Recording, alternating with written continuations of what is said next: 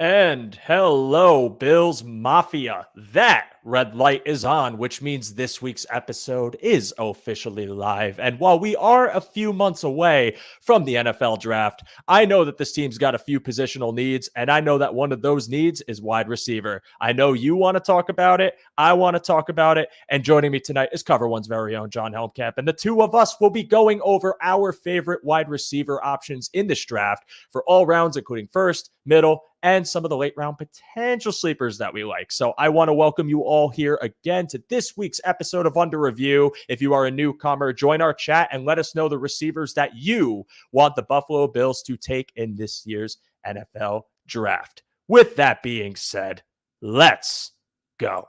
Previous play will go under review.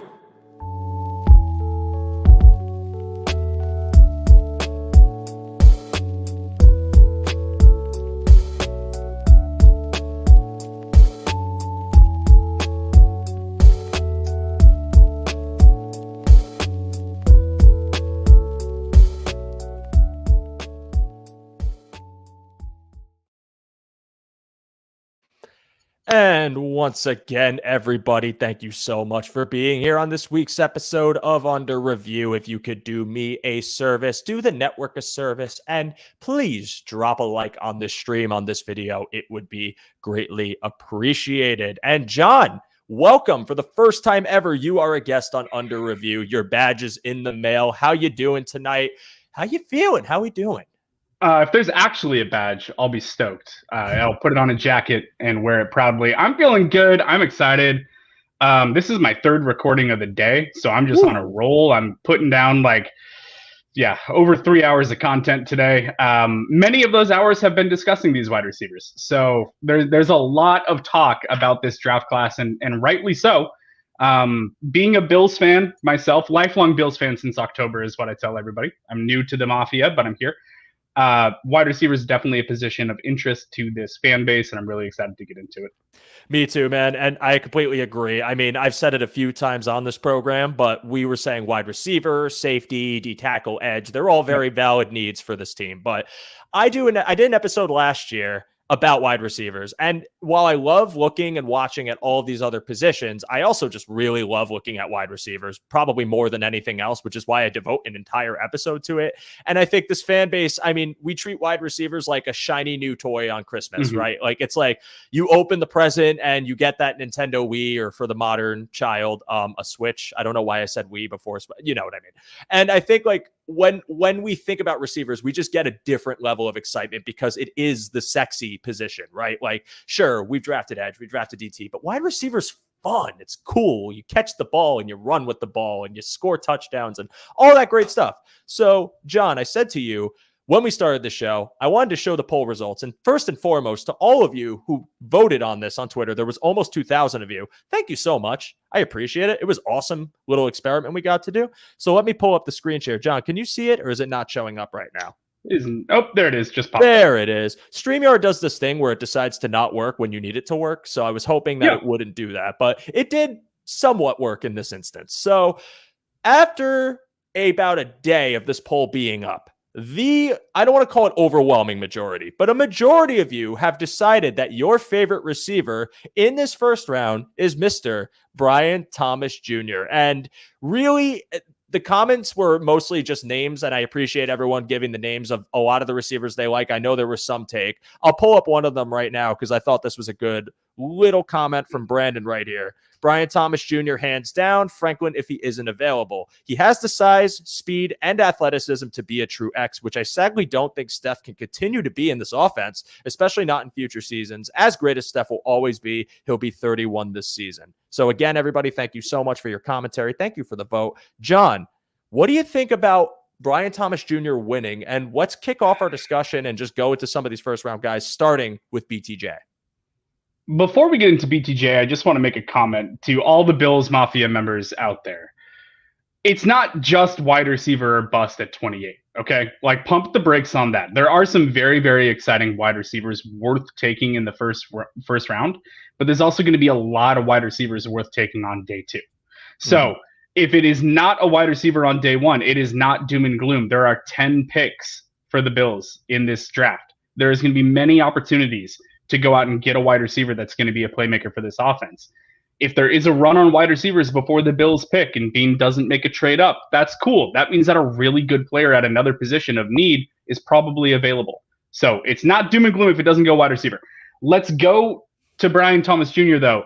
He's very big and he's very fast and he runs in a straight line. And that's about all you're going to get from him, okay? Like, guys, I need you to hear me on this. Brian Thomas Jr. is not an alpha 140 target a year wide receiver, true number one for an aging out Stephon Diggs. That's not it. I think Bills Mafia needs to pump the brakes a little bit and not look at this as we have to fix our alpha wide receiver. We have to replace Stephon Diggs.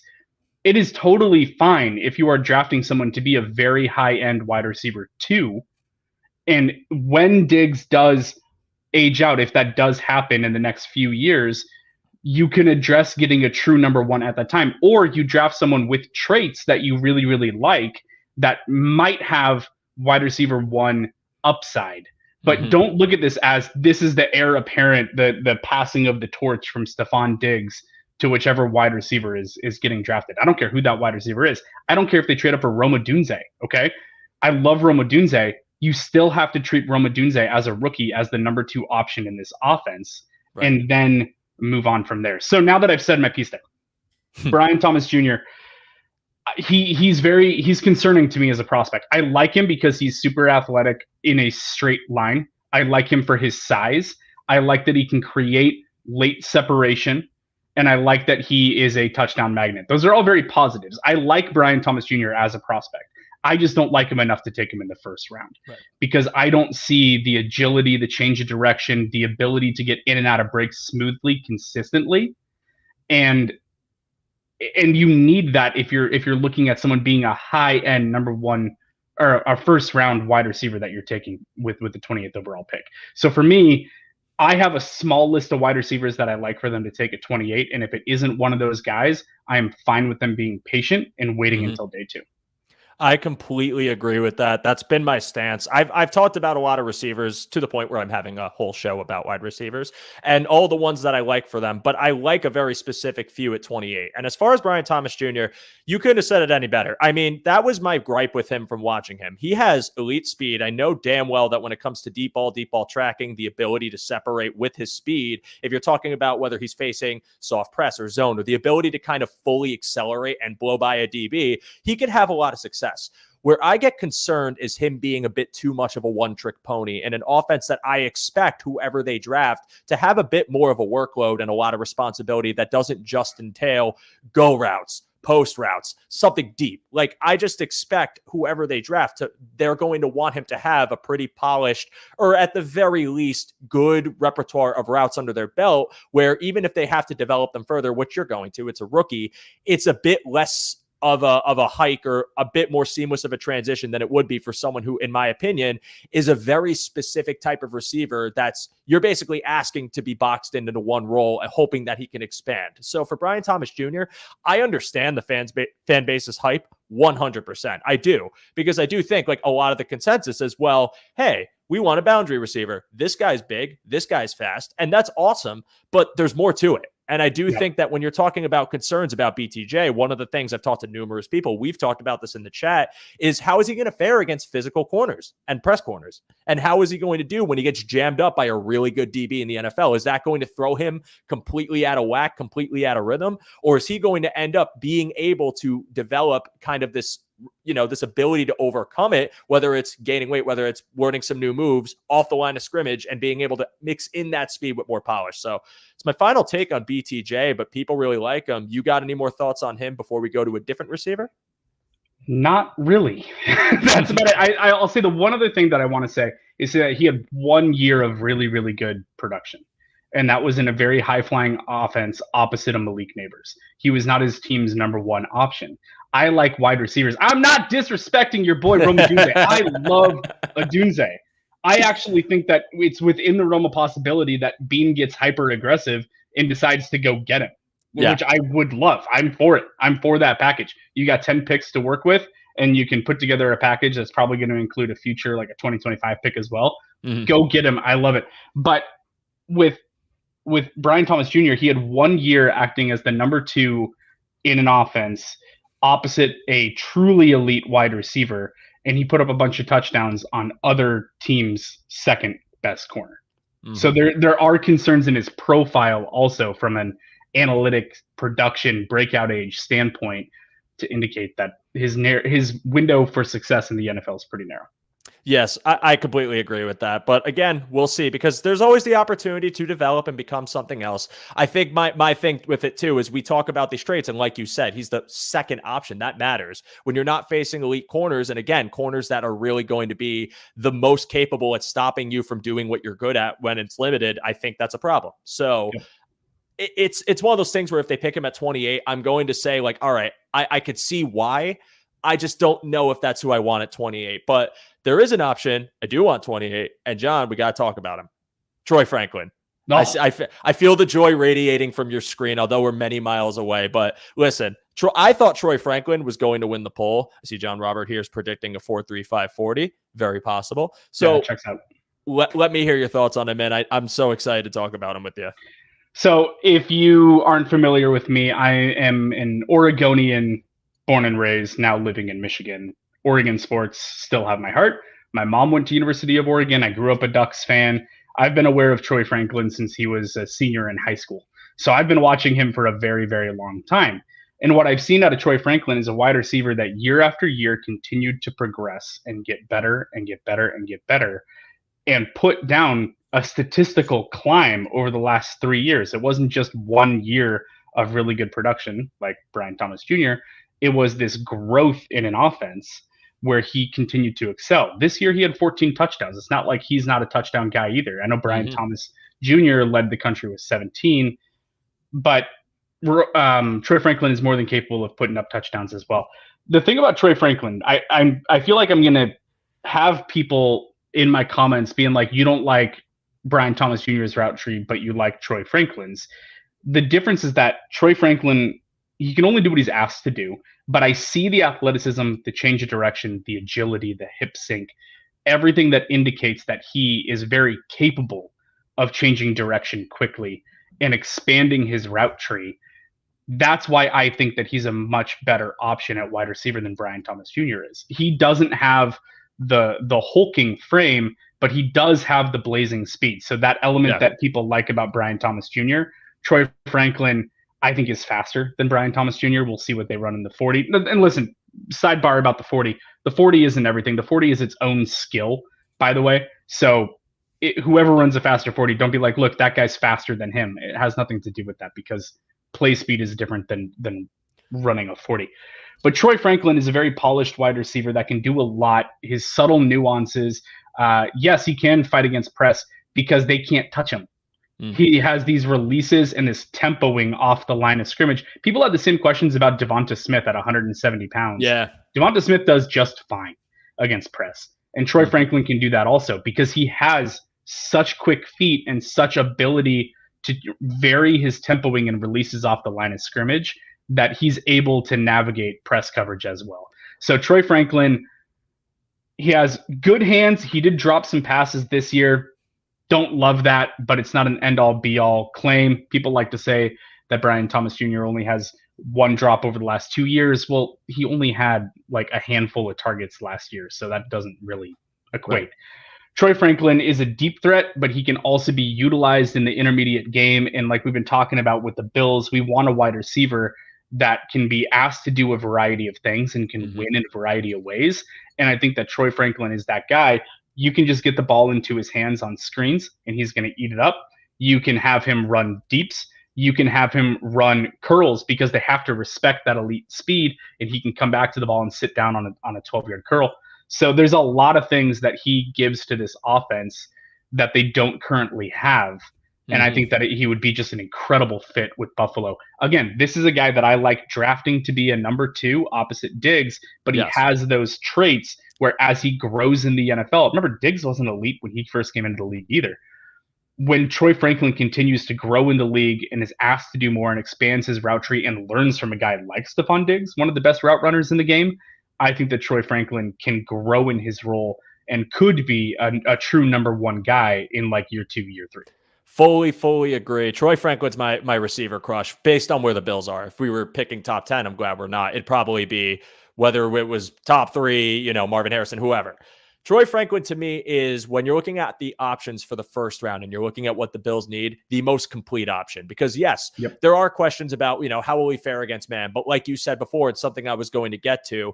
I think his release is better than BTJ's. I think he's got more polish than BTJ. One thing I really like about Franklin is his suddenness when it comes to, again, comebacks or any lateral route where he's got to go across the field. I think he has that component to his game that's a bit more refined, where it's something that you could expand his route tree exponentially in the NFL, especially when you're talking about integrating him as a wide receiver too, across from Steph Diggs and mixing him in with this offense. I think that's the thing I love about Franklin. And I think there are other options on this list that we'll get to that I also really like, but I think Franklin, to me, has the traits you need when you're talking about that curve and what you're asking for the Bills offense. I need someone that I can trust to, I need to get the ball to them in a short yardage situations or something quick, like a slant or a screen, because he's got the speed, but he also has that ability, again, that shiftiness, that quick movement to his left or right, where I trust him to be able to run a successful screen. I trust him to be able to make a slant effective by getting, taking advantage of whatever coverage he's facing and just getting off of it quickly. But I think he's got the deep component as well. And I'm just going to read off his stats because, I actually wrote him down. I didn't write Brian Thomas Jr. down. 81 receptions on 114 targets, 1383 for 14 touchdowns and averaged 17.1 yards per reception. I mean, he's a volume guy. He's produced insane numbers at Oregon, but I think when you put him in the Bills offense, it could be probably the most seamless transition of anyone on this list, with only concerns really being, how will he fare against an NFL DB that might be able to work against his size, which I think he could work really well no matter what because of how he is able to release. So Troy Franklin is my easy one for if you're at 28 or in the first round and you need a receiver and it's between him or anyone else on this list, I'm taking him. But John, do you want to add anything else to the Troy Franklin discourse before I give you the next one? I think that's about it. I think I said what I got to say. I think his production's there, the athletic profile's there, the variety of ways that he can contribute are all there. I think that he would be a great pick at 28. Yes, and I would buy his jersey in a second.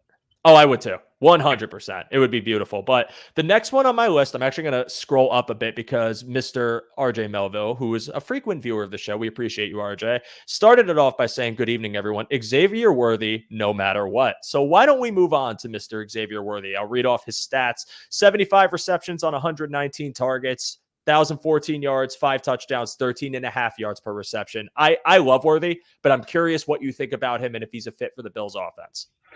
So Troy Franklin is my wide receiver 4 in this draft class, and Xavier Worthy is my wide receiver 5. I have him right behind him. I am very bullish on Xavier Worthy because he is a lot of today's NFL wide receivers. He is smaller, but he plays above his size. We were talking about Devonta Smith in terms of his role. Well, Xavier Worthy is like a carbon copy of Devonta Smith when I watch them. They got a lot of similarities. There's obviously a couple differences, but I get reminded of them so much when I watch the tape. Xavier Worthy is explosive after the catch. Again, this is a wide receiver that was featured a lot on like screens and short hitters and stuff like that. Get the ball into his hands and then allow him to run after the catch. We heard Brandon Beane earlier today down in Indy taking questions about what they're looking for. They want that run after the catch ability. They want rack. They want explosiveness. And when I heard that, I hopped into the group chat with Cover One and I went, Troy Franklin, Xavier Worthy. Those are the 2 names that I put into the Cover One group chat because both of those fit that bill.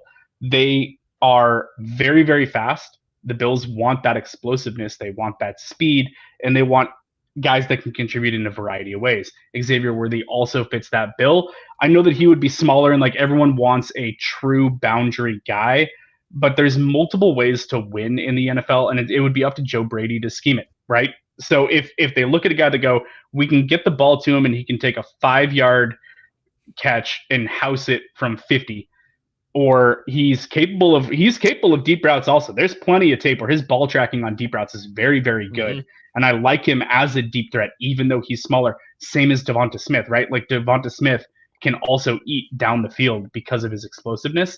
I think Xavier Worthy is very similar in that regard. So yes, this would be a player that I would be very excited about. those are two guys that are on my short list of wide receivers that I'm very comfortable taking at 28 if they're there. And if they're not, then again, don't force wide receiver. I will be screaming this for the next 2 months until draft night. Don't force wide receiver, because we're going to talk about some mid-round options that I think would also be terrific fits for this offense. Absolutely. And I've said it a few times on the show. If you're talking about the big board, Bruce made a great point on this a few weeks ago too, but big board, and it's like DT3 versus wide receiver 7 at 28. Don't pick wide receiver just to have one. Like, there's a better option there. But I think the way that I picture the board realistically falling, I do think Worthy is going to be there at 28. And everything I just talked to you about with Troy Franklin, again, I could bring to Worthy. And I'm really glad that you brought up, kind of how he'd be used in the offense. And I think Brandon Beat's comments are really telling about how, again, they mentioned they want a guy who can get the ball in his hands on a 5-yard route, turn it into 15, turn it into 20. This is Xavier Worthy's game. I mean, he's useful in whether you want to line him up wide and send him deep, because I think he has a good release and he's fast and it's not just a one-trick pony style, but he's very versatile. I mean, I saw Texas use him in motion. I saw Texas use him as, for the screen. I saw Texas use him across the field for slants, for random hitches. Like, he can do a lot of different things. He has a very big tool belt, and someone that I think when you're talking about Joe Brady's offense and maybe it being a little more timing based or West Coast style, or maybe implementing more motion and trying to really throw people off, this is the X factor guy that you'd want. I mean, I think Xavier Worthy is someone that, while I don't think he fits the full profile of like the ideal boundary fit for the Bills, because I don't think he's going to particularly be a good size mismatch for anybody unless you face a DB that's shorter than me, then I think that short Kings Unite, buddy. I'm way shorter than you, so we good. But like, I still think that Xavier Worthy has so much experience being used in a multitude of ways that he's a receiver that you can use for any style you want to run. I don't really think, as much as he's a willing blocker, he'd be someone that you could trust too much in run blocking, but I think that pass sets, if you're talking about running out of 11 or out of 12, and you just need an X factor speedster that can, really take on a defense in a multitude of ways, that's Worthy. And I absolutely love his game. And he's someone I am absolutely thinking that they are worthy of the pick at 20. I'm sorry I did it. You had to do it. You had to do it. You had to do it. And I love you for it. So the thing about drafting a guy like this, and listen, there's going to be a lot of wide receivers that we talk about that don't fit the mold of being a true boundary X wide receiver, right? Because there's only a handful of those in this class. Yeah. The thing about it, there's a lot of Bills fans that go, well, what about Khalil Shakir? In my opinion, it doesn't compete. It's not like, okay, well, if I draft Worthy, that makes Shakir obsolete. We're talking about losing Gabe Davis, which seems like a foregone conclusion at this point. Mm-hmm. Love you, Gabe. Thank you for your contributions. But it does seem like a foregone conclusion that he's probably going somewhere else. If you're telling me that you have Stephon Diggs, Dalton Kincaid, and then Khalil Shakir, and another guy with burning speed that they could put into motion at any point, or they can have them stacked on one side of the offense, and defenders have to figure out how these two wide receivers are going to be used and which way they're going to go, and both of them are quick and fast and can cut and can release and stuff like that, I'm fine with that. You don't have to be a DK Metcalf boundary 6'4", 220 alpha wide receiver to be very, very good in this league. I think that there is an approach to an offense, and we'll see what Joe Brady wants, because he's probably going to have input on this conversation, right? He'll be talking to being like, yeah, my offense is going to look like this. This is what I would prefer to have skill-wise.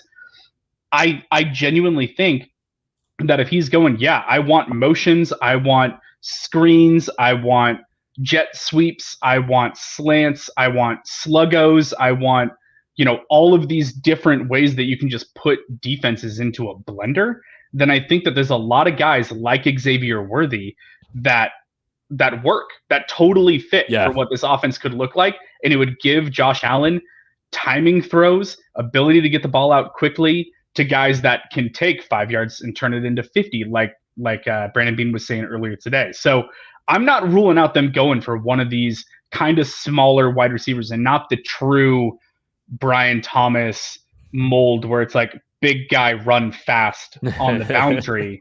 I think that there's a lot more to it that the Bills are looking at, and I'll be super excited if it's a guy like Worthy. Yeah, because again, you can't be boxed into one trait or one style. That's where you get into trouble. And you're asking, like, a wide receiver too in the Bills offense is going to have a lot to learn, a lot on their plate. And I find that if you're getting guys that, sure, they have athletic upside, or sure, they're really good at this one thing, but you're not expanding it or making, this really diverse skill set coming into your offense, then I think that's problematic for how much you want to ask this wide receiver two to do when they're still acclimating to the NFL level. But also, if their skill set doesn't translate as well as you thought it would, can you ask them to do more?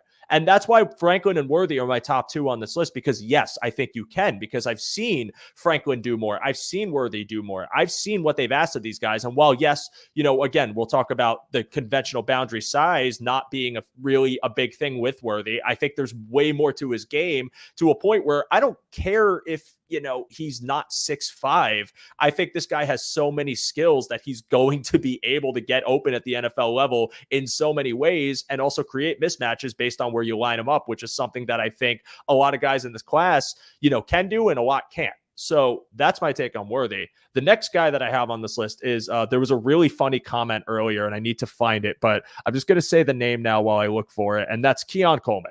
So Keon Coleman, FSU receiver, 50 receptions on 87 targets, 658 yards, 11 touchdowns, 13.2 yards per reception. And I found the comment. It says, Coleman looks like he's dragging a boat anchor. Thank you for that one, Peter Wilson. That is a great comment. You get a you'll get a badge too. Let me hear what you think about Keon Coleman. Keon Coleman's really interesting because he was a Michigan State transfer that ended up transferring to Florida State. His production profile is not there. It hasn't, from an analytics standpoint. I'm not analytic driven. I'm film driven. But you got to pay attention to some of that stuff, and it comes across my feed all the time. I can't avoid it anyways. But Keon Coleman, his analytical profile is just like really not there. But you have to put it into context. Michigan State's offense was putrid. They didn't ask him to do much. They didn't throw the ball very often. They were not featuring him in any sort of way. Then he goes down to Florida State, and in the first half of the season, he was dominating down there at Florida State, and he looked like a bully going up for the ball. He has that mentality when the ball's in the air that it is my ball and not yours, and get the bleep out of the way. So he does have that in his bag. From a profile standpoint, I feel way more comfortable about the first two guys that we discussed than I do about Keon Coleman. Mm-hmm. If Keon Coleman is the pick, though, I understand it because you're adding an element to the offense that isn't currently there in a very, very physical, strong wide receiver. He's 6'4", 215. We'll see what he weighs in at the combine and if those check out. But even if he's 6'2.5", 212. Okay, whatever. That's still a wide receiver that you don't have in the starting rotation right now. So he brings an element that isn't currently there. The athleticism, I kind of agree with the boat anchor comment. He's not the fastest guy in the world, but I think that he's more athletic than the boat anchor comment's given him credit for. Mm-hmm. I don't think he's going to test incredibly well at the combine with the drills, with the running, the 3-cone, the shuttle, the stuff like that. I don't think he's going to do very well at it. So that could hurt him a little bit. He's one of those guys where like this matters to him, right? Because if he puts down good numbers, then they go, oh, okay, maybe he just wasn't asked to do it, or the coaching wasn't there for his physical traits, or whatever you want to look at the underlying cause being.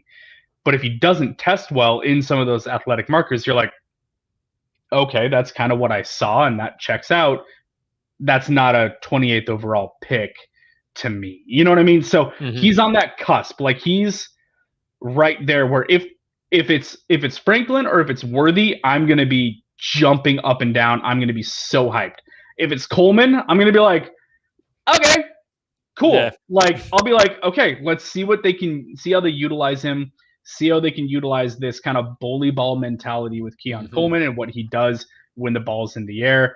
And that's not just on go routes, by the way. It's on anything. Crossers over the middle of the field, whatever it is. When the ball's in the air, he's like, that's mine. And he has this go and get it mentality and really good body control to go with really good strength. So there are some very high-end traits to Keon Coleman. He lacks a little bit of polish. and the production profile is concerning. So, like, if it's Keon Coleman at 28, it's like a solid like B- grade for me. You know what I mean? Yeah. It's like I'm good with it, but I'm kind of cautious, and I want to see it play out. As much as I like Coleman, 28 is starting. The more I study Coleman, 28 is starting to feel just a little rich for me. Yeah, I agree with that completely. I think, and Zach of all trades with this comment right here that says, is Coleman essentially a slightly more athletic Gabe Davis then? So I don't know if they're the same. They're not the same, but I will say I think of the four that I wrote down, and I'm stressing of the four that I wrote down on this list, he's the closest that I think you'd find similar, or I'm sorry, he's the closest to Gabe that I think you would find of the four in my eyes. I just find that it's not so much contested catch, but I don't feel like Coleman's, like when I talk about Franklin, when I talk about BTJ, when I talk about Worthy, I feel like their speed is significantly better than Coleman's is. I feel like their athleticism is good, and Coleman compares to them, but there's something about watching him that it feels like there's a bit of a clunkiness to him. I don't think his clunkiness in my eyes is as bad as like A.D. Mitchell's, where I don't think A.D. Mitchell is a bad receiver. I just mean it more so like he doesn't seem as polished, as finesse. But Keon Coleman to me feels like the one where, like, if you put him in his role, I feel like the route tree and what you're asking him to do would be very similar to Davis in that you're going to obviously have him expand the field. But I also think because of his size, you'll ask him to do the dirty work in run blocking, which I think he could be very good at in the NFL. So that's kind of where I'm going with this. But I think with Coleman, I wouldn't hate it either. I one thing I love about Coleman is his contested catch ability. Again, you brought it up. Like, he is a very aggressive, wants to attack the ball receiver. And I think that's a great thing. And when you're talking about any 50-50 balls, if he's matched up on a DB, I think Coleman's going to have a ton of success at winning those matchups and coming down with something deep. So I think for that, it's really good. Where I have some concern is I think Josh Allen, and we've watched Josh Allen for years, we all know, he loves guys that can get themselves open and give him the space to breathe, right? He loves the guys that he could trust that when he knows they're running a certain route, they're going to be in their spot with separation, and I could put this ball on your chest. And we love, he's a big possession guy. That's kind of just what we've seen. I think with Coleman, I don't know if that style or his style fits it as much as other prospects, but I do think he can get there. And I think if he proves that he's actually faster than people are thinking he is at the combine and shuts me up, then I'm for it. If he has a better speed and proves that he actually does well in those lateral drills and actually has that left to right in his game more than I've seen, I'm cool with it. So that's really all I got to say about Coleman. I wouldn't hate the pick either, as much as I think there are better options in the first that if they're there, I'd rather them than Keon. But if you hit 28 and it's Keon Coleman or nothing and the DTs are gone and like it's really your best option, I'm cool with it. So, John, you have any final thoughts on him? Yeah, there's definitely a world where, looking at the board, depending on what happens earlier, where Keon Coleman would be the best pick. Like that absolutely is within the realm of possibility. Let's say there's an early run on safeties that no one's expecting, and Cam Kinchins goes, and the kid from Washington State, I'm trying to blink on his name right now, but there's a few safeties. Like, let's say Jaden Hicks. Yeah, thank you. Good call. Love Jaden Hicks. Yeah, me too. He's God, Jaden Hicks. Jaden Hicks would be a great pick at 28. I would be thrilled if that was a pick that happens. Jaden Hicks is a thumper and a center field safety. Anyways, I can go on about Jaden Hicks. But let's say there's an early run on safeties. The defensive tackles go, like the top 3 of them are all gone. And you're looking at either a corner or at Keon Coleman. I would probably lean Keon Coleman there as being the right pick. So there is a board in the way that it shakes out where Keon Coleman would be the right pick at 28. Mm-hmm. And I want to ask you, John, just because I know there's a ton of names that people are mentioning in here, and I want to address all of them. I know it'll probably be tough to do in an hour, but there are one name in particular I've seen a few times, so I'll bring it up. But any other first round options that you think at 28 would be worthwhile to take? You think anyone, that's not really on our radar on the first round, or do you think that's kind of, we've kind of covered the main ones that could be realistic? The only other name that I think, depending on the combine and his athletic testing, Xavier Leggett could creep into that late first round conversation, because there you go. Yeah, I had this one saved. He wasn't healthy at the Senior Bowl. I was down there.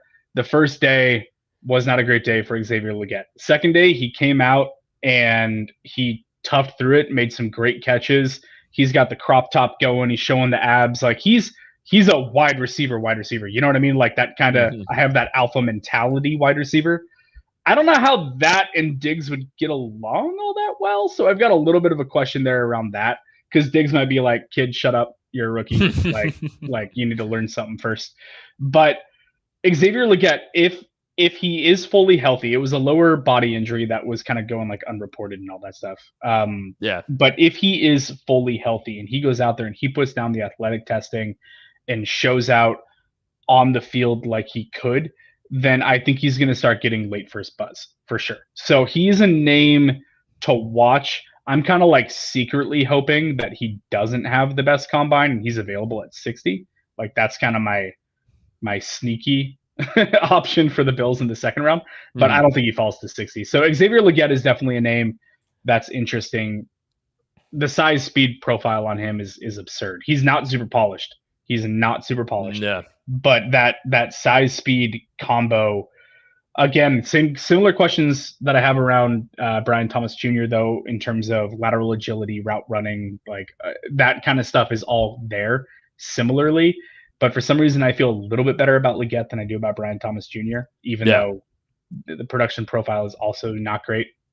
It's just kind of a gut feeling that I think that he has a little bit more in his tool bag than Brian Thomas Jr. does. Yeah, I agree with that. I like Legette, but Legette's not a pick for me at 28. I think Legette, second round, I think he could drop. I think the thing with him is, again, it's kind of similar to my issues with Coleman. I just don't feel like there's apart from his physicality and the fact that he has a long reach, and I think that he's a kind of the style of receiver that if you wanted to get more physical, more attitude in the receiving room, and you're talking about contested catch ability or playing on the boundary and working the boundary well, he's a guy that I could see taking, but not at 28. I don't feel like he's complete. I don't feel like he has overwhelming speed or like an overwhelmingly precise route running ability. Like he kind of just feels like someone that I think could be a great complement in an offense that could develop into something way more. But for the Bills, I think there are just other options. If we're talking first round specifically, that I would prefer. If he's there at 60 and we went like DT or safety in the first round, I'd be thrilled.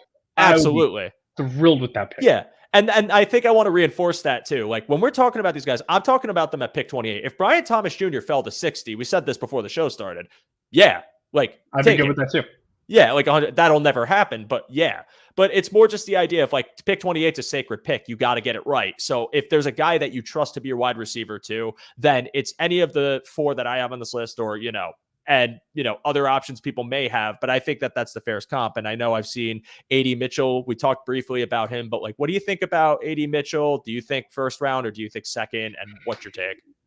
A.D. Mitchell, I do not understand the first round buzz on. I like him, just like I'm talking about some of these other guys. I can like the pick like the player without thinking they're a first round talent. A.D. Mitchell to me also lacks a lot of polish. He's big at 6'4". He's slight. I'm forgetting exactly what he's listed at. I think he's around like 190, maybe less than that. Forgetting, but he is a thinner framed, tall wide receiver with decent agility and route running. I know I put out a tweet on him earlier today that the more I watch him, the more I like him. And that's true. That still doesn't mean that I think he's a first round pick.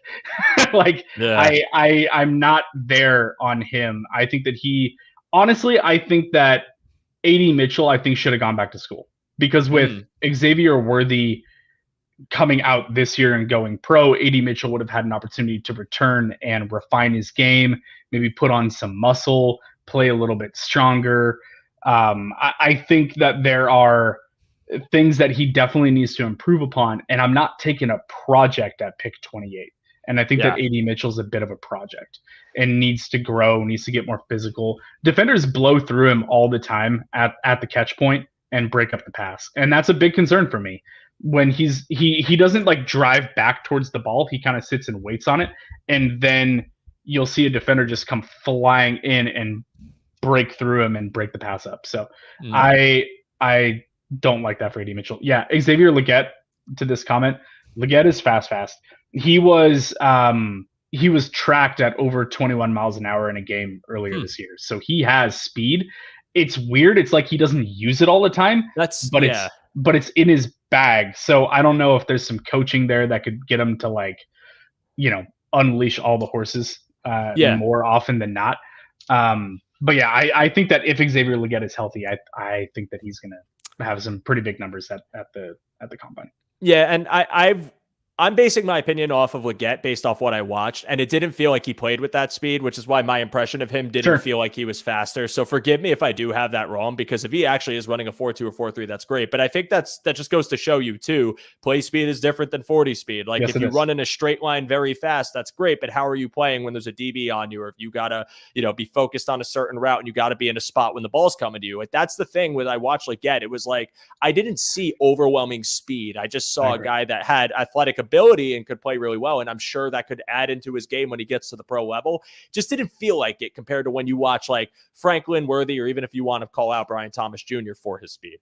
I have one more name for the first round, John. One more, and then we'll move on. And by the way, guys, I see the suggestions. Keep them coming. I love everything you're inputting. I know there is a name that's been said like 100 times in the chat. I promise you, we're going to get to him. He's going to be the first name I say in the next round. I promise you.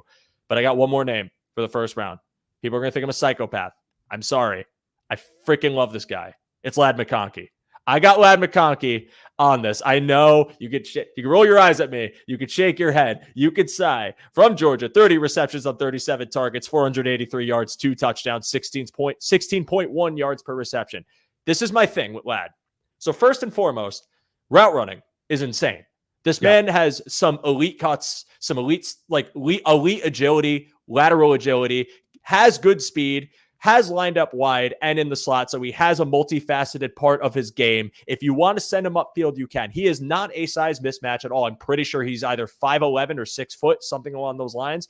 But I have watched this man get open on even the tightest of coverage. I have watched him recognize leverage. I've watched him get open in zone and in man. There's something about his game that I think is absolutely vicious. And when we are talking about again, a Joe Brady offense that might ask you to do a lot, might ask you to move around, might ask you to run a multitude of routes, and 2, a receiver that can get open for Josh Allen, this is the man, dude. This is a guy I can 100% see being that in this offense. Am I a psychopath?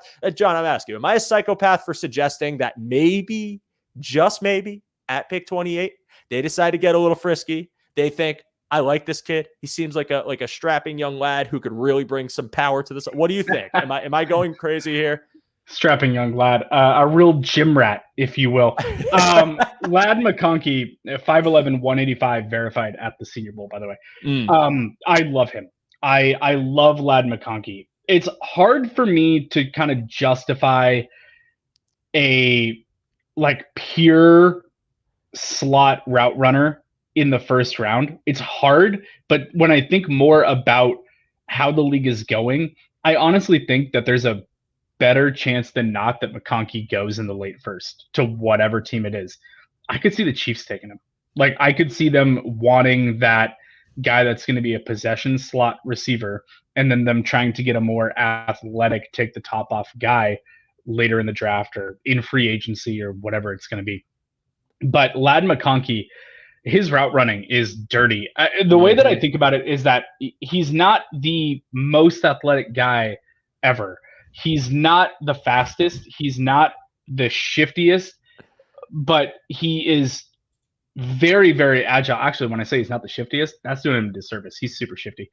His ability to change direction is great. His ability, everyone likes to talk about acceleration and speed, but people don't talk enough about deceleration and how important that is for a wide receiver. Deceleration is super important because you have to get to speed to sell that you're on a go, to get the defender to commit to that and flip their hips, and then be able to decelerate crazy fast and cut off of that. That's how all of these comeback, in-breaking, out-breaking routes work. You have to sell the deep, flip the hips to the defender, and then decelerate and cut really quickly. The way that I say it is that he's Maverick from Top Gun. He hits the brakes and watches the defender fly right by. Yeah. That's Ladd McConkey. He's like, I'm just going to hit the brakes and just shoot. And it's just 2 or 3 steps, and the defender just takes off past him. He's 10 yards down the field while Ladd's catching the ball.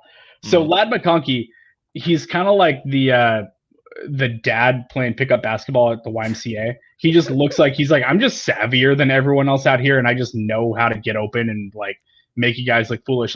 You can do all the flashy stuff over there. You can run your 4.2 40. You can, play the boundary, all that stuff. Meanwhile, I'm just going to quietly compile 100 catches in the NFL Yep. on a yearly basis. And Which that's just I could how totally big Ladd see him McConkey doing is. that. Yeah. I could totally see him doing that. I don't know if you've ever seen the video of that one, like, I think it's like a shrimp that has or like a lobster or something. It has like this claw that it can close at like, it's apparently like one of the fastest tracked like animals when it comes to speed of killing its prey. It has a claw that literally just does this, and that's what Ladd looks like when he drops his hips on a route. Like, that's what I compare it to. Like, when I see him cut down, I'm just like, holy crap, dude. Like, this dude can stop on an absolute dime deep down the field too. It's not happening like 3 yards away. It's like 15 yards down the field. He just stops.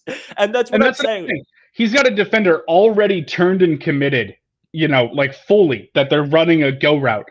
They're 15, 20 yards down the field, and then he just disappears. And the defender's like, where the hell did he just go? And then Ladd McConkey's on the sideline. Whoop, knock that over. Yeah. Ladd McConkey's on the sideline making a catch and like just kind of walking out of bounds.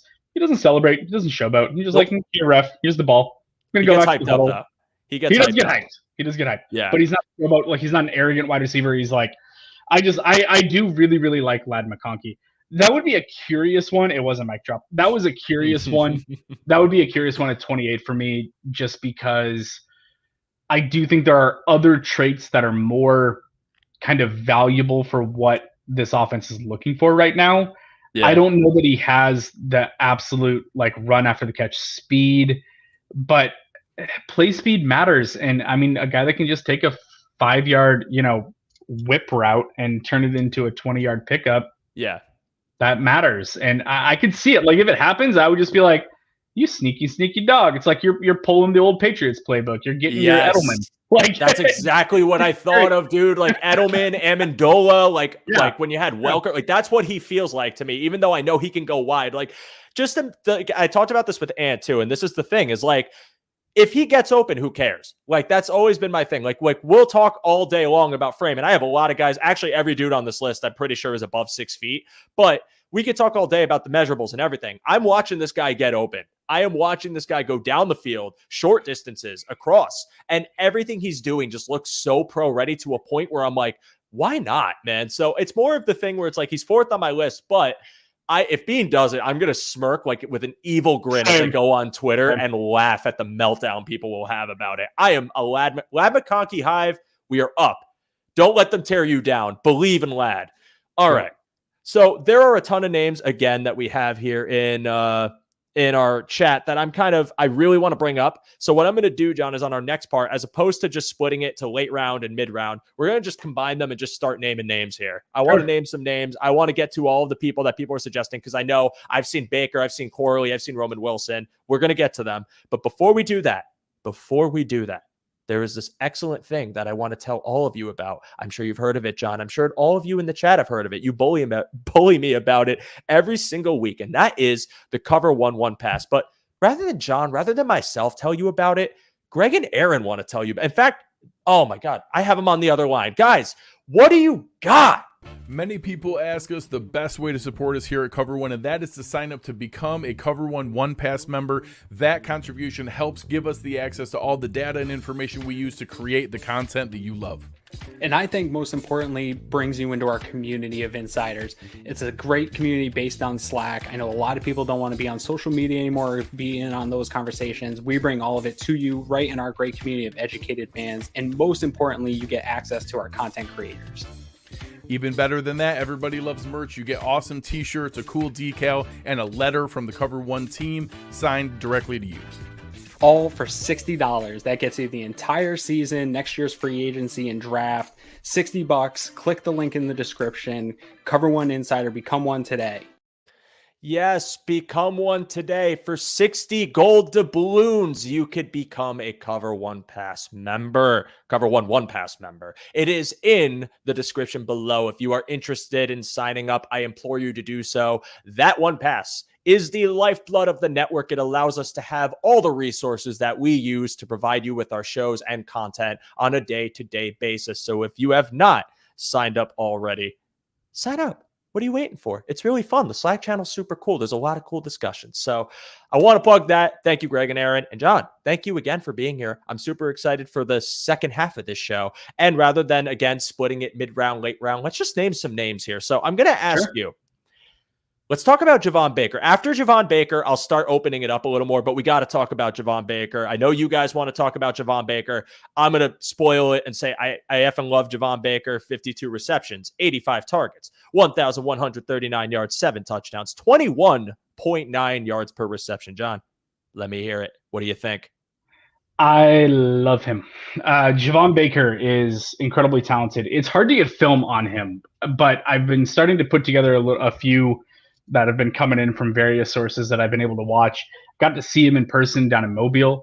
He's put together. He looks really good in terms of his like strength and his body composition and all that stuff. One of my favorite things about Javon Baker is that he is able to high point incredibly well. He can go up and get it at its highest point. And when you're dealing with a quarterback like Josh Allen, that's got a cannon for an arm, he can just be like, hey, I'm going to put this, 3 feet over your head, and I want you to go get it, and he will go get it. Javon Baker is silky smooth in and out of his breaks. He was making defenders look pretty silly down there in Mobile. He mossed the guy in the end zone. Mm-hmm. I am a big, big fan of Javon Baker, and he was someone that, leaving Mobile in particular, because there wasn't a lot of film on him that I had access to before getting down there, getting to see him in person, he was one of my biggest takeaways from the Senior Bowl week. Was like, okay, that kid can play. And I don't think that there's enough hype on him. He's not going to go first round. I'd be absolutely stunned if he was a first round draft pick. So you're talking about a day 2 wide receiver that I think gives you boundary potential, that gives you body control, that gives you sure hands and athleticism with a pretty decent frame. Yeah, he's a guy that I'm very excited about. If we don't go wide receiver at pick 28, if there's a run on wide receivers before that, but we're looking at like a Tavondre Sweat, or maybe the medicals scare people off Leatu Latu and Latu falls in our lap at 28. I would just be, oh my God, if Leatu Latu's there at 28, it's just a gem of a pick.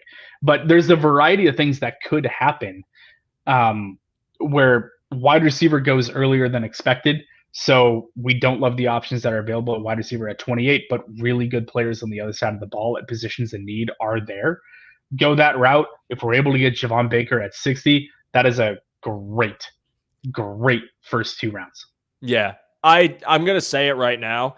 I don't think Javon Baker's making it to 60. I think top 50 it's perfectly realistic. Now, what I could see is if Brandon Beane wants to be patient. Trade up. Yep. Patient at Go 20. Get him on day 2. And get him on day 2. Do whatever you got to do to get there, because this guy's a stud. He's a stud. He can do everything. If you're talking about what you want for the Bills offense, that prototypical boundary guy, he's that. He can do so many different things. He can line up wide. He can line up in the slot. He's got, again, insane volume for the year he went to UCF. I'm going to be real with you. I genuinely don't think this guy is going to stay in any sort of conversation where he isn't at least a second round pick for very long. I think someone said it here. I just want to find that comment real fast. Yes, right here. It was Charles G.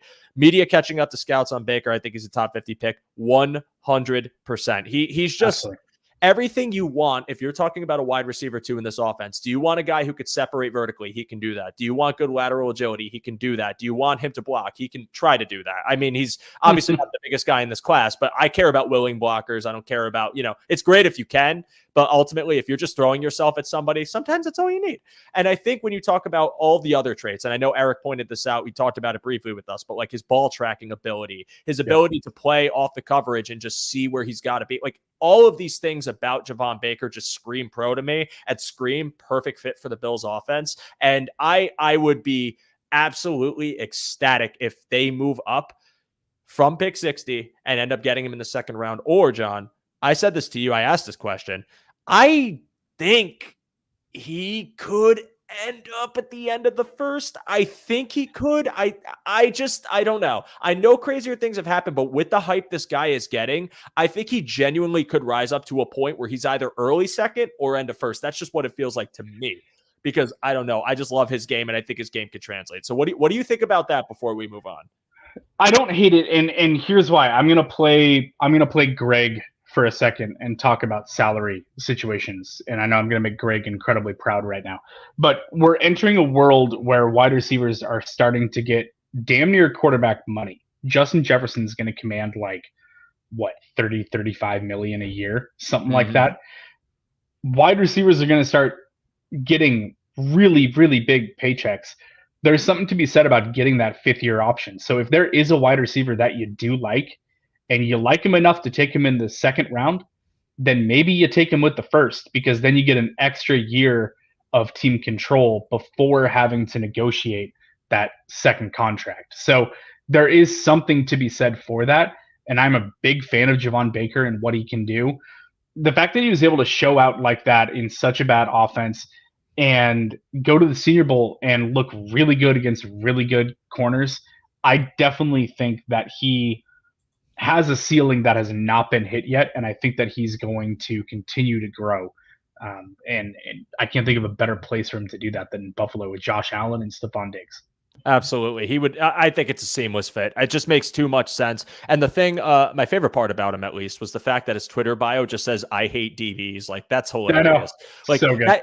He means it too. Like, you're a defensive back. He hates you. He doesn't want to be your friend. Off the field, no. He's sitting alone at the table. If he's in a room with 49 DBs and he's the only receiver, he's sitting by himself and enjoying his lunch and carrying on with his day. He hates DBs. DBs be warned.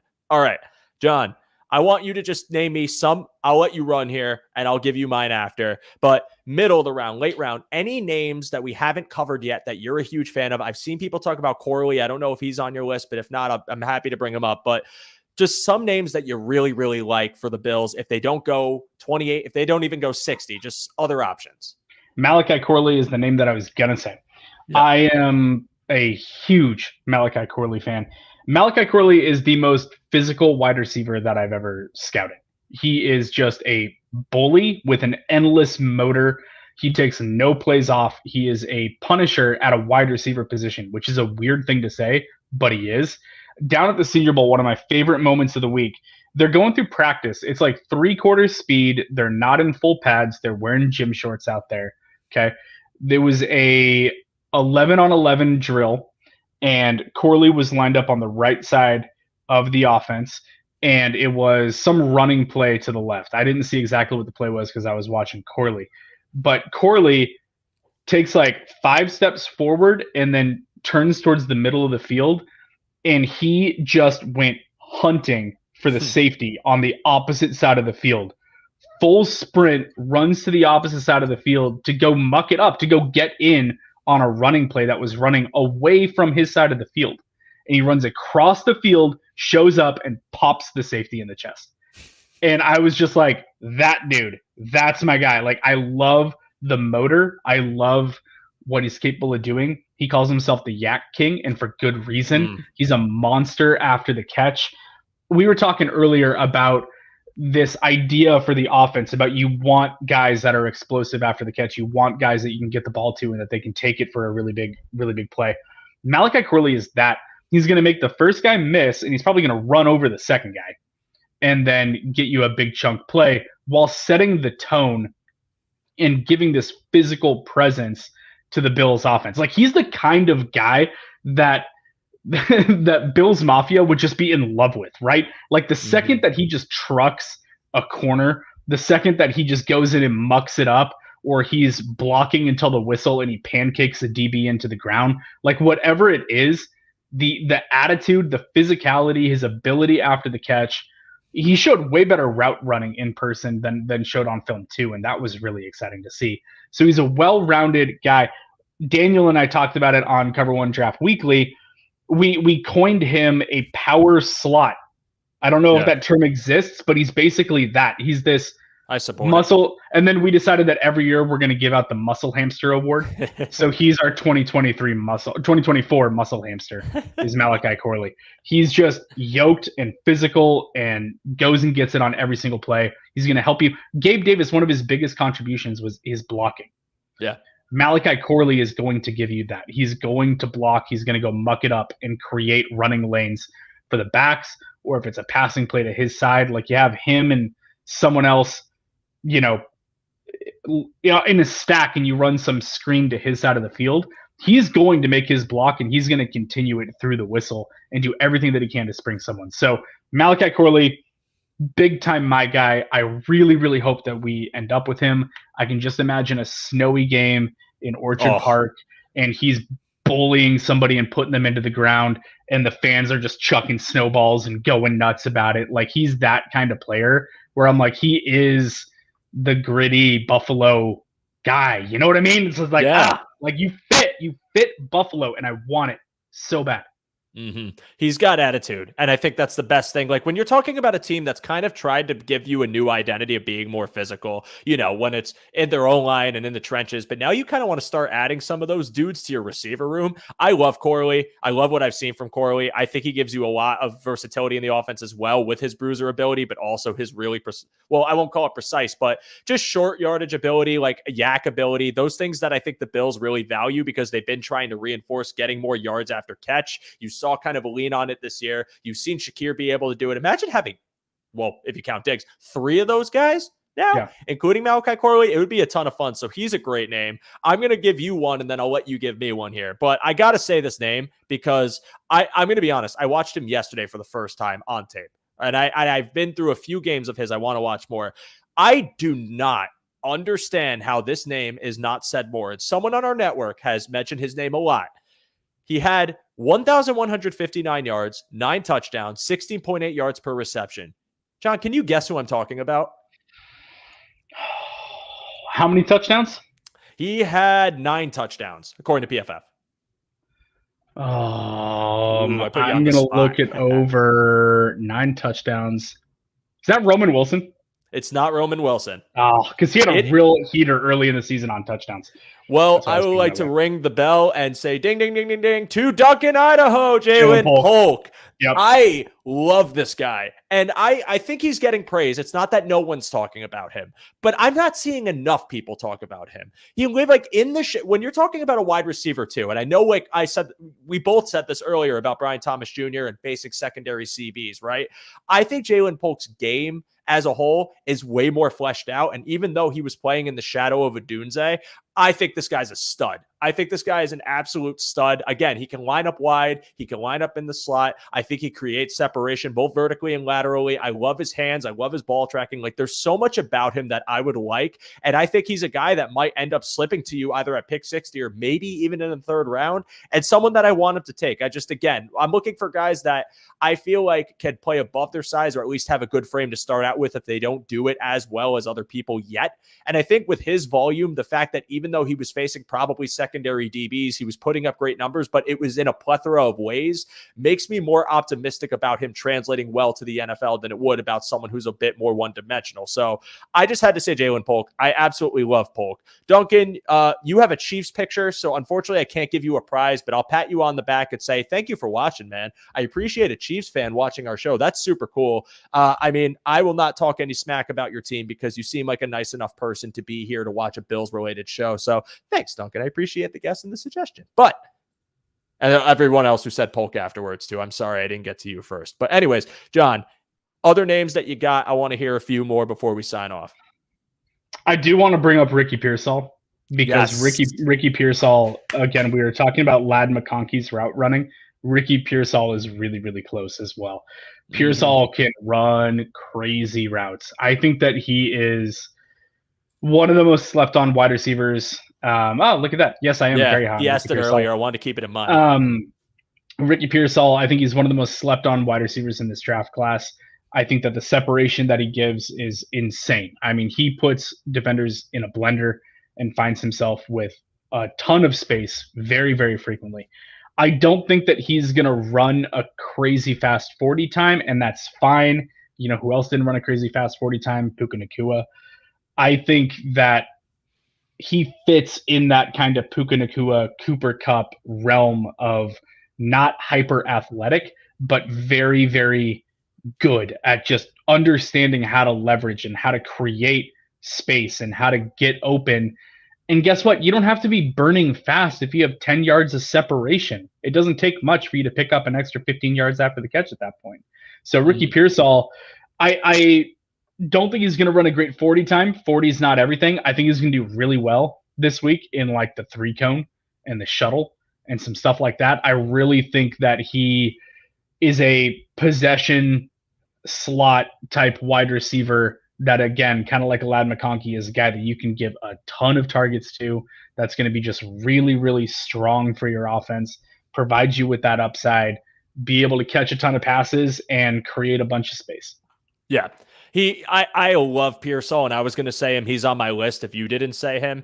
Everything about him, again, it like you bringing up McConkey is exactly what I was going to go with it, because that feels like, just for when you're talking about receivers in this draft class right now, I compared him to him only because they feel like the most polished route runners. Like Ricky Pearsall, smooth as hell, man. Like, yeah. And again, I think it's a pro-ready level of route running where if you want him to go deep but have this kind of quick acceleration, whether he's got to go across the field or whether he's got to stop, he can do it, and he can do it well. But my favorite part of his game is when the ball's in his hands. His yak ability, how he runs after the catch is just like, there's no second of hesitation. There's no ounce of slowing down when the ball's in his hand. It is like he speeds up the second it touches his palms, and he can move with it. And if you're talking about yak ability, again, like I said before, that's the kind of guy I would love in this offense. I love everything about him. His production was great at Florida, and it was kind of a year where, you didn't have Richardson. They were transitioning on offense a bit, so he did really well. He had 963 yards, 4 touchdowns, 14.8 yards per reception.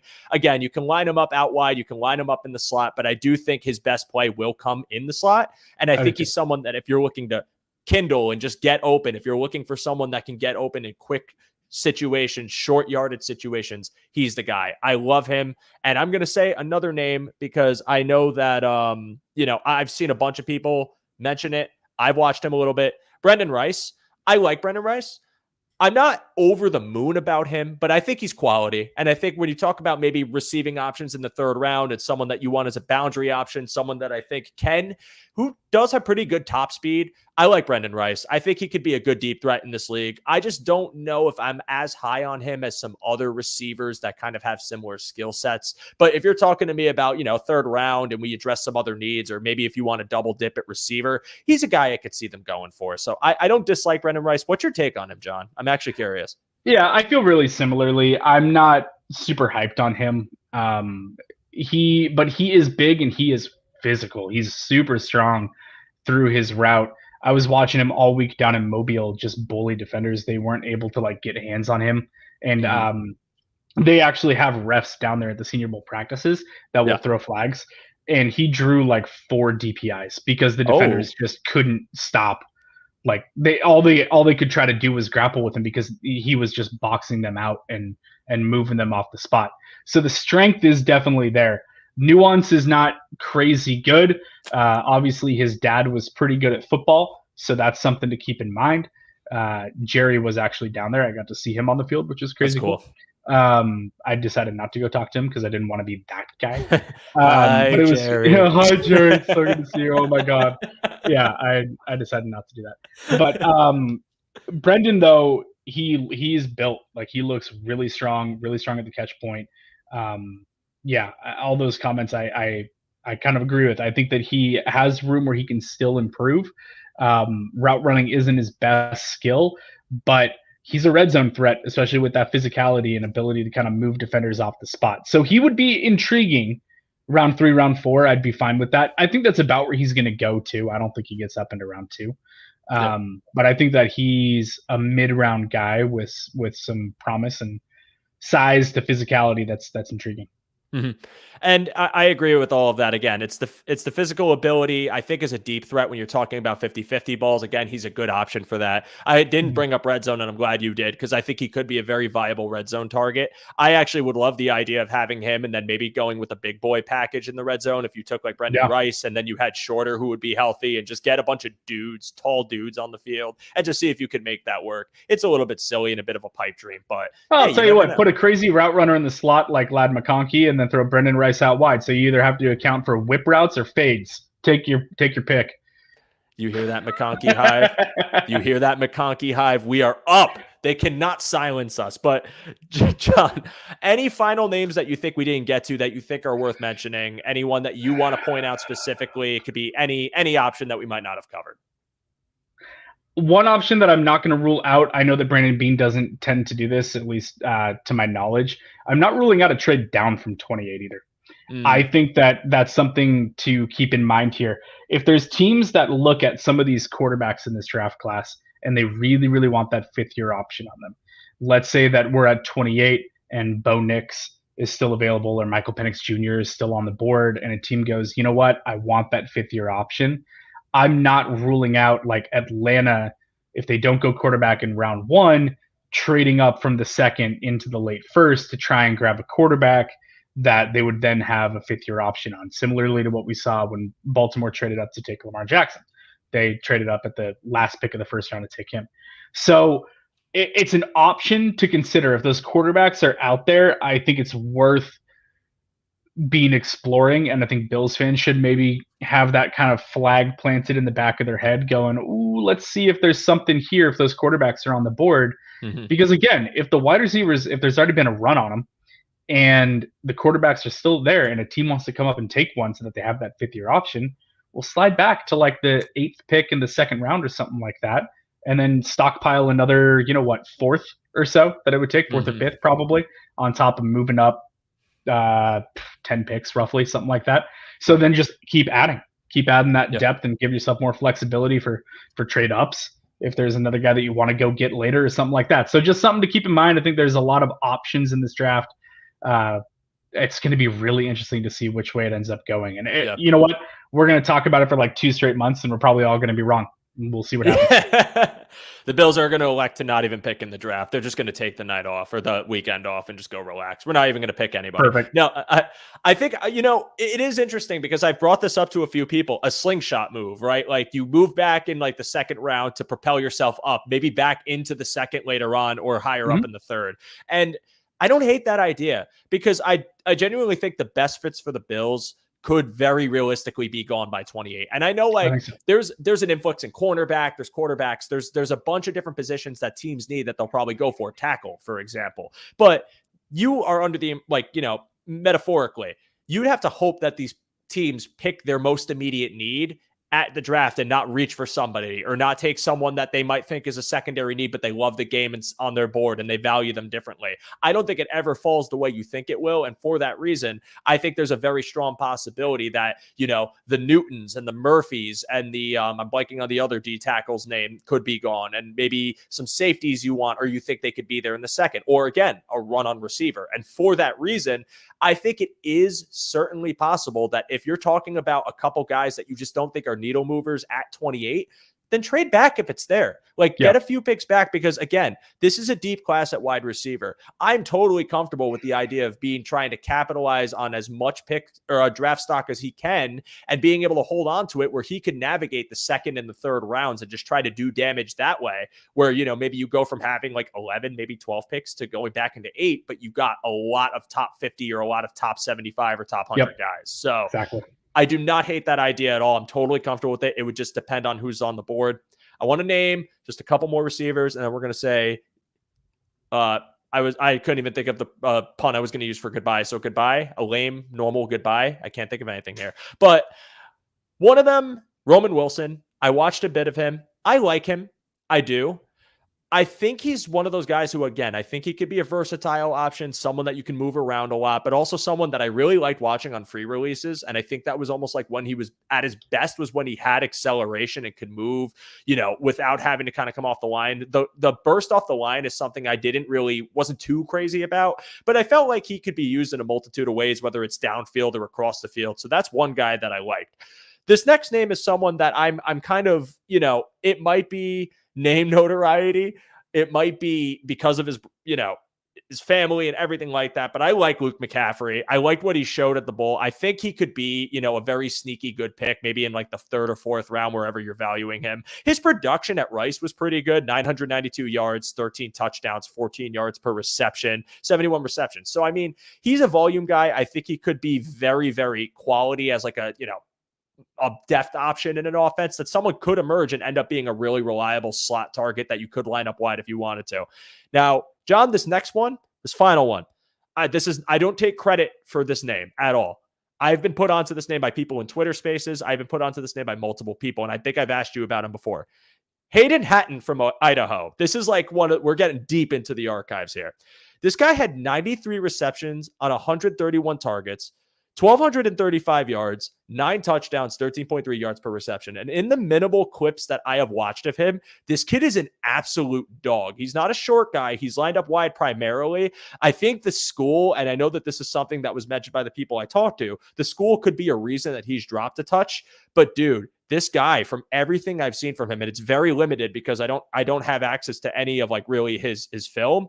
This guy seems like a monster, like a potential sleeper in like the later rounds, 5th, 6th, even 7th round that like I would take the flyer on and let this kid rip. So I just wanted to name those names. I know there's a bunch of names that people in the chat have suggested, and I appreciate if we didn't get to them, I apologize. But John, do you have any final names before we sign off for the evening?